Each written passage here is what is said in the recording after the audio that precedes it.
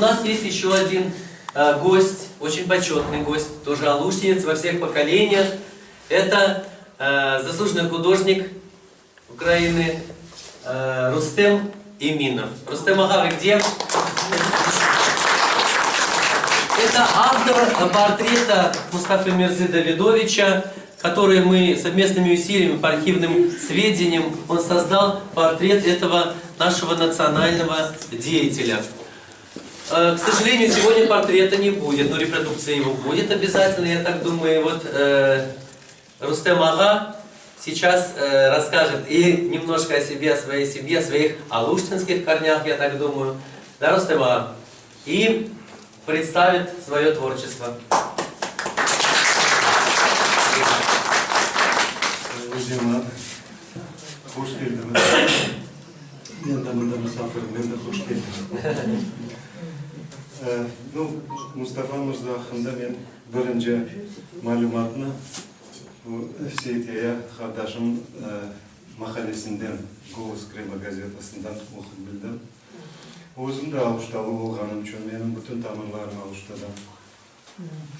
Böyle adam var iken bizim millette. Böyle yüksek medeniyetli, böyle çok işler yapan iken bu bizim halkımız için. Hem de tabii ki benim içinde nasıldır bir duygu peyda oldu bu adamın sımasını, portretini yapmak. Sağ olsun kardeşim Seyitiye'ye. Bana Mustafa Mirza hakkında çok şeyler ayıttı ve onun nasıl olsa da böyle fotolarını bana verip bana imkan doğdurdu bu portreti yapmaya. Bu portret iştirak etken ediminde sizin aklınızda olsa iki ay ya da 3 ay o günü Aluştinski çiteni olgan ediminde anılgan edim Mustafa Mirza'nın adı. Ben ona portretini getirip, nasıl diyeyim, koygan edim mirasımga. Lakin sonunda daha bir malumatlar peyda oldu. Mustafa Mirza'nın 3 ya da 4 tane nişanı var eken, ortinleri. O zaman o nişanlarını biz tapalmagan edik. Sonunda tapıldı o nişanlar. Ben şunu portretke o nişanlarını işlemek üzerinden onun için portretini özümden sizge getirip olmadım. Çünkü o da 100% bitmeyen. Lakin nedir olsa bu acayip medeni merkezimizge buna bu reprodüksiyonu takdim edeyim.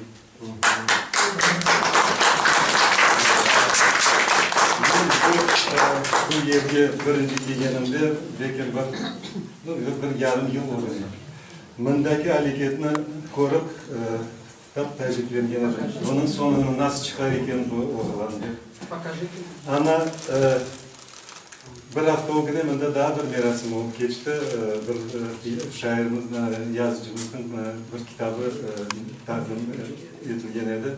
Onda ben mında kirgende şaşıp kalan edim. Bu kısa vakit içinde bu kadar iş yapılmak, bu acayip bir mucizeye bir uçaran bir şey. Ben sizinle hepinizle bugünkü merasimden hayırlayım. Mirza Davidovich'in nesillerine teşekkürler bildireyim. Bizlerden onda bu günde topla bu kadar hareketler edip bizlerden adamlar için birbirimizge tanış ettirgenleri. Hem bana bu merkezi, medeni merkezge çağırdılar medeni merkezine. Çoktan çok gelecekte galibelerge erişmesilerinin taraftarıyım. Sağ olun. Sağ olun.